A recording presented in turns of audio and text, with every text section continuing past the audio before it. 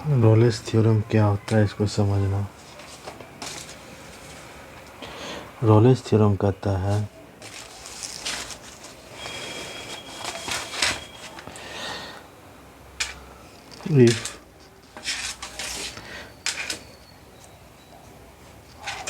if function x is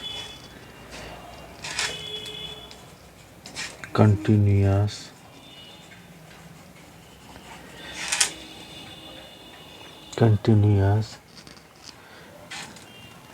in interval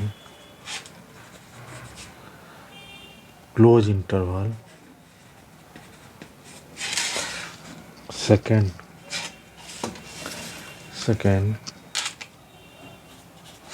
is differentiable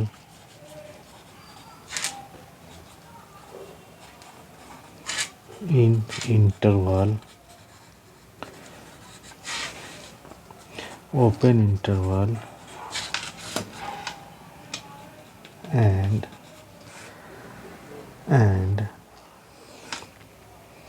f a बराबर F B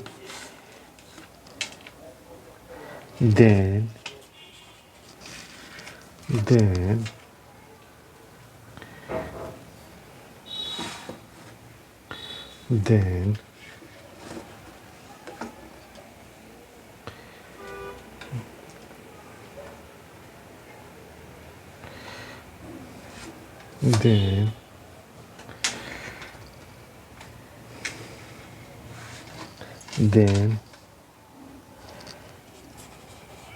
there will be at least one point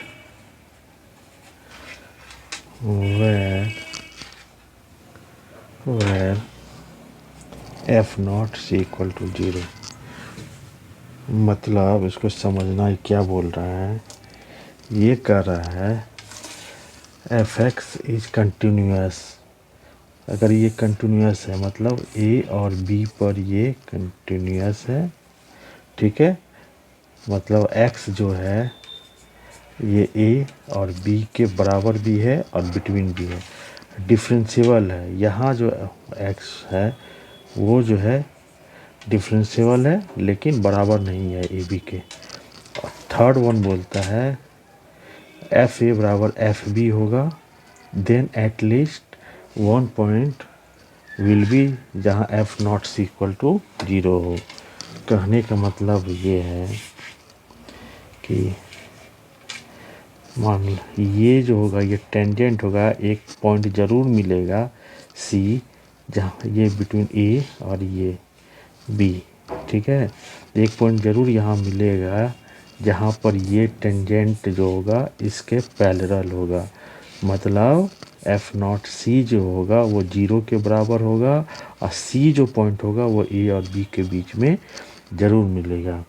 तब वो Rolle's theorem को verify करेगा।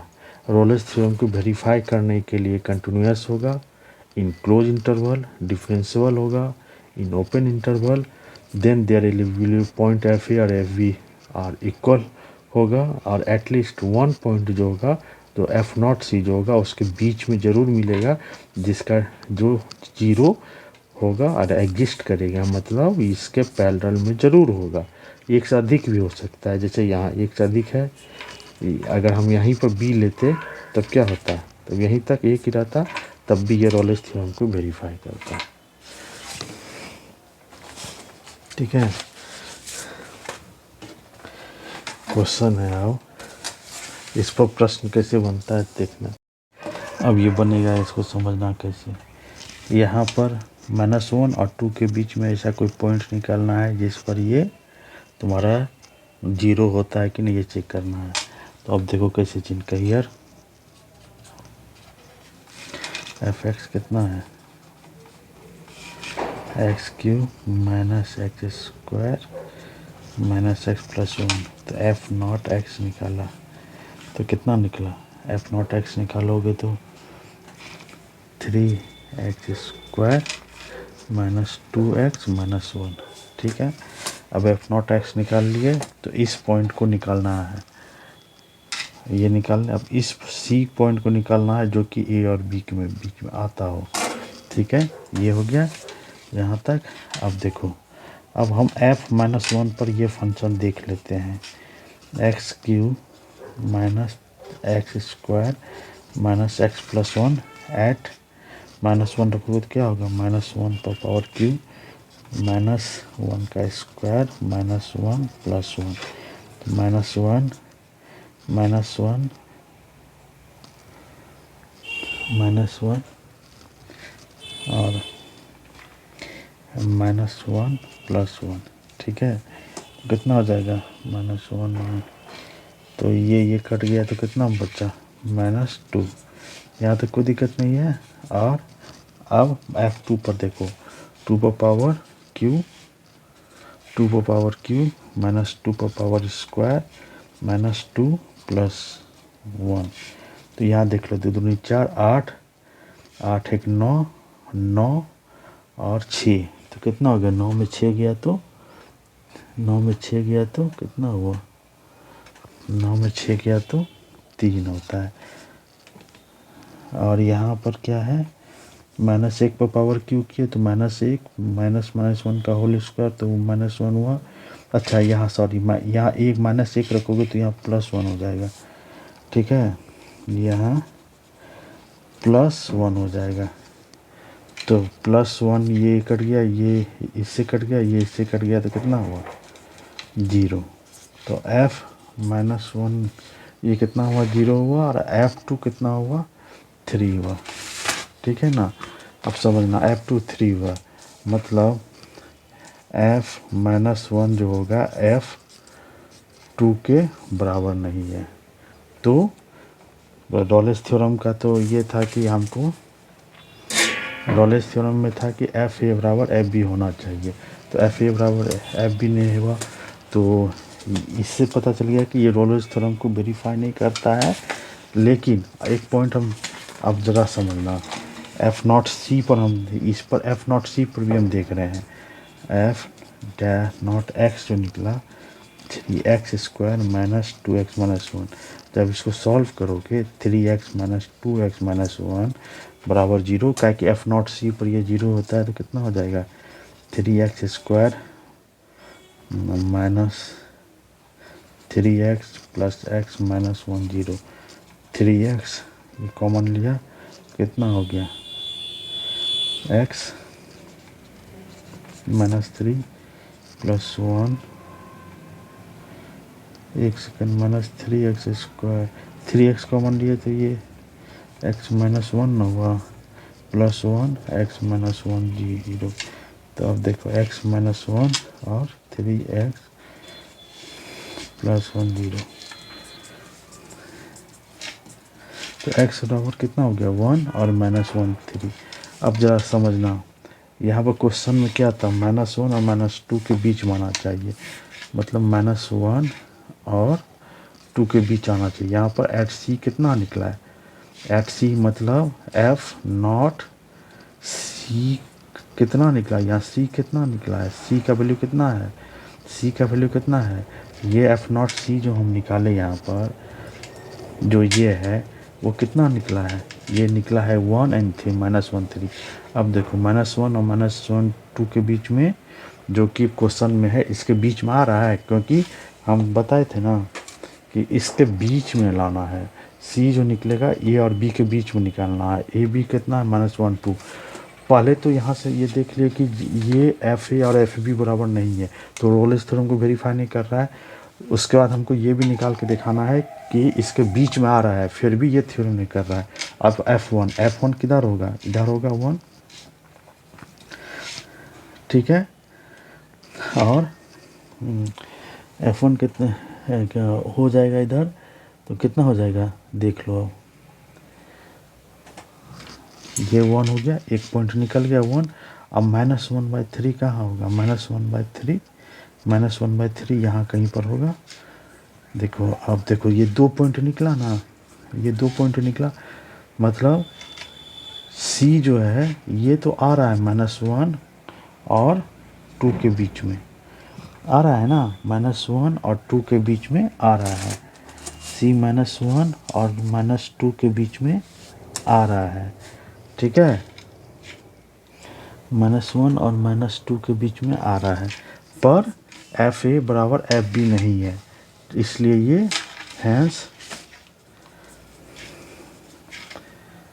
This is not verify Rolle's theorem, ठीक है, समझ में आ गया। अब देखो दूसरा क्वेश्चन बनाते हैं।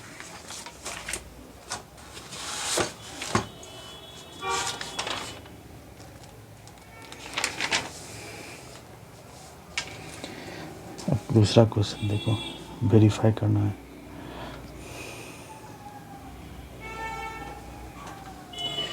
क्वेश्चन है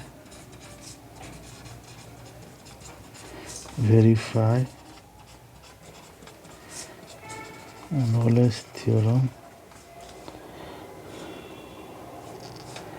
ऑन fx जो है x-1 के बराबर है, ठीक है, fx-1 के बराबर है एंड 0 और 1 के बीच में है, मतलब ये तुम्हारा a है और ये तुम्हारा b है, ठीक है, इसके बीच में हमको देखना है। अब इसको सॉल्यूशन देखो, सॉल्यूशन कैसे बनेगा। f कितना है, x-1, तो ये कितना हो जाएगा, x² - x, इसको ये निकला। अब इसको डिफ्रेंशिएट करो तो कितना निकलेगा, 2x - 1, यहाँ तक कोई दिक्कत नहीं है। अब f0 बराबर x बराबर 0, तो c का पॉइंट निकलेगा तो कितना निकल जाएगा, 2x - 1 बराबर 0, x बराबर कितना निकला, हाफ, ठीक है, ये तो निकल गया। अब देखो 0 और 1 के बीच में है, 0 1 के बीच में हाफ है, तो एक तो हो गया। वेरीफाई क्या है कि सी का पॉइंट 0 से 1 के बीच में आ रहा है, तो एक तो हो गया। सेकेंड वन देखते हैं, तुम्हारा f0 जो कि FA है, कितना हो जाएगा, यहाँ देखो 0 यहाँ है ना, तो 0 है तो 0 ही हो जाएगा, और f1 ये भी रखोगे तो ये भी 0 हो जाएगा, मतलब FA बराबर FB हो गया, मतलब f1 बराबर f0, और ये भी एक पॉइंट निकल गया C जो कि इसके बीच में है, तो hence this is verify Rolle's theorem.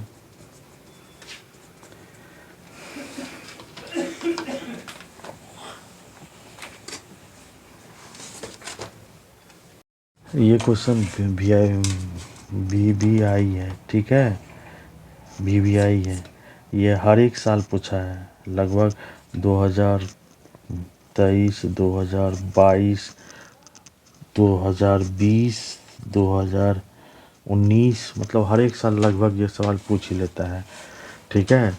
अब ये कैसे बनेगा, हमको वेरीफाई करना है रॉलेज थ्योरम, इस ये फंक्शन है x - a और इसके बीच में, ठीक है, तो अब कैसे बनेगा देखना।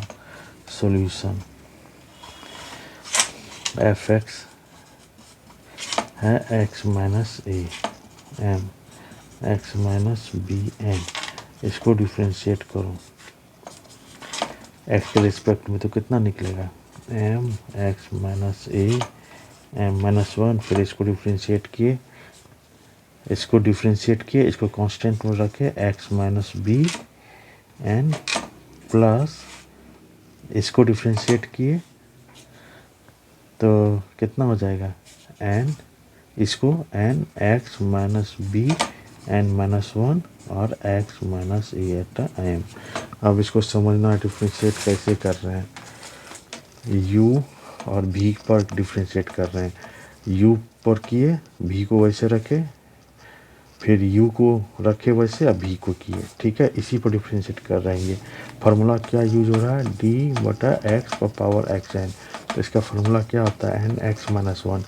तो इसको डिफ्रेंशिएट किए, इसको वैसे छोड़े, इसको डिफ्रेंशिएट किए, इसको ऐसे छोड़े। अब समझना कैसे होगा। अब चूँकि f0 पर हमको चेक करना है, इसका वैल्यू निकालना है कि a और b के बीच में इसका वैल्यू आता है। तो अब समझना कितना हो जाएगा, m(x-m-1) x-b and plus n(x-b n-1) x-a/n। ठीक है। अब देखो ये कितना हो जाएगा, ये 0 हो जाएगा। यहाँ तक कोई दिक्कत नहीं है। अब m(x-m-1) x-b एन, ये इसको इधर ले आए तो -n, ये प्लस को 0 किधर ले आए तो -n x-n-1 x-a, और ये कितना हो जाएगा, ये हो जाएगा m। ठीक है, यहाँ तक ठीक है। अब इसको समझना, इसको इधर ले आए m/n, इसको उधर ले गए x-b n-1 x-a/n, ये नीचे आ गया ले गए तो इसका क्या हुआ x-a m-1, ये जो है ये इसके बाद नीचे जाएगा ना तो x-b/n। यहाँ तक कोई दिक्कत नहीं है। अब इसको समझना ये कैसे बनेगा। यहाँ तक हो गया। अब इसको समझना, यहाँ तक ले लिए थे, यहाँ तक। अब इसको कैसे बनेगा समझना।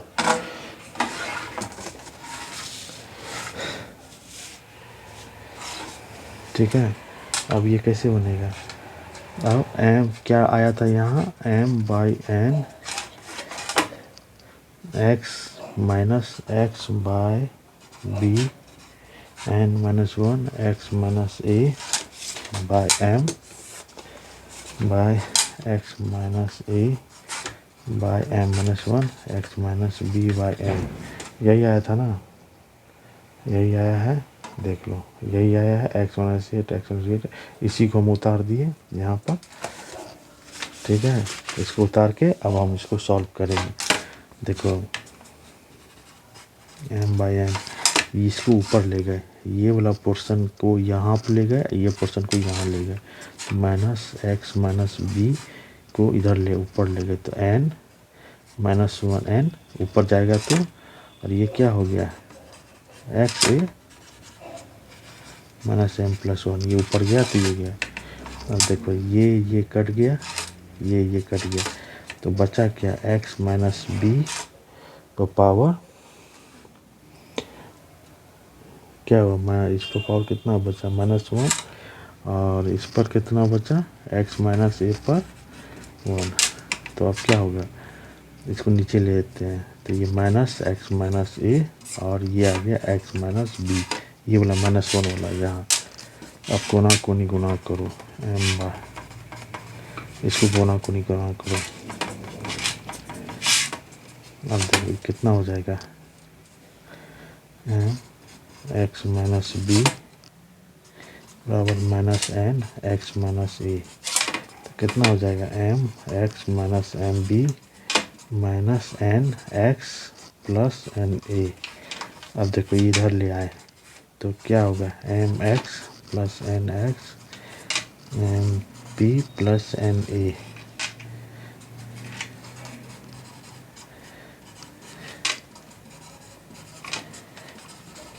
ठीक है, x बराबर कितना हो गया mb+na/m+n। ठीक है, अब इसका क्या मतलब होता है, इसको समझना।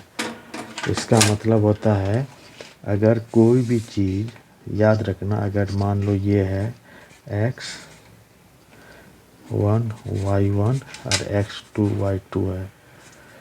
ठीक है, और ये इसको 1:1 में बांटता है।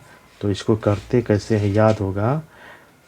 यहाँ मान लो एक्स वाई है, मान लो या एक्स वाई नहीं, मान लो यहाँ पी और क्यू है, ठीक है। तो पी और क्यू का वैल्यू कैसे निकलता था, mx2 प्लस nx1 m, ये हो गया क्या होता था फॉर्मूला m, ये अगर m और n इंटरनली बाइसेक्ट करे तो mx2 प्लस nx1 बटा m प्लस n, ठीक है। mx2 प्लस nx1 बटा m प्लस n, मतलब अगर कोई इंटरनली बाइसेक्ट करता था तो इसका फार्मूला ये बनता था, ठीक है। अब देखो इसका मतलब ये हुआ कि कोई चीज़ को अगर इंटरनली बाइसेक्ट करेगा तो वो बिटवीन में क्या होगा, जैसे यहाँ था mx2 plus nx1 M B plus N A बटा एम प्लस बी, ठीक है। इसका मतलब हुआ कि कोई अगर इंटरनली बाइसेक्ट करेगा तो तुम्हारा इस ढंग से बाइसेक्ट करेगा। इसका मतलब हुआ कि यहाँ पर कोई वैल्यू है ए और बी के बीच में जो बाइसेक्ट कर रहा है, जहाँ जिसका एक्स का वैल्यू जो है वो ये है M B plus N A बटा एम प्लस एन, क्योंकि ये क्वाड्रेटिक ज्योमेट्री में पढ़ोगे जब इंटरनल बाइसेक्ट करता था तो ये फार्मूला बनता था, समझ में आया। तो एक तो हो गया कि हमको निकल गया कि एक्स का वैल्यू जो है, ये जो एक्स का वैल्यू है, ये जो एक्स का वैल्यू है ये तुम्हारा ए और बी के बीच निकला, क्योंकि ए और बी के बीच हमको निकालना था। सवाल में यहाँ देख लो है ना, ए और बीच के बीच में निकल रहा है, क्योंकि रोलेस थ्योरम में था ना कि जो इंटरसेक्ट करेगा उसका डेरिवेटिव का एट ए पॉइंट जो होगा वो 0 होगा। तो एट ए पॉइंट 0 पर एक पॉइंट हमको मिला जो ए और बी के बीच में मिल रहा है। तो इससे एक चीज़ तो निकल गया कि ए सी का जो वैल्यू है वो ए और बी के बीच में है, समझ में आ गया। दूसरा चीज़ था कि तुम्हारा जो फंक्शन ऑफ एक्स था ये क्या था, एक्स बराबर एम और एक्स बराबर बी बराबर एन, एफ ए बराबर कितना हो गया एक्स को ए रखोगे तो यहाँ क्या होगा ए माइनस ए, तो ये 0 बना देगा इसको, 0 गुना एक्स माइनस बी पर पावर एन, तो कितना हो गया 0, एफ ए बराबर 0, एफ बी रखोगे तो यहाँ बी रखोगे तो होल को 0 कर देगा। सो मतलब एफ ए बराबर भी एफ बी हो गया, निकल गया। दूसरा कि एक वैल्यू जो है जो कि एक वैल्यू जो निकाले हम सी का वैल्यू जो M B plus N A बटा एम प्लस एन निकला, जो कि बिटवीन निकला, क्या निकला ये इसके, तो ये दो चीज़ मिल रहा है, तो हैंस रोलर्स थ्योरम वेरीफाई, ठीक है, प्रूव हो गया।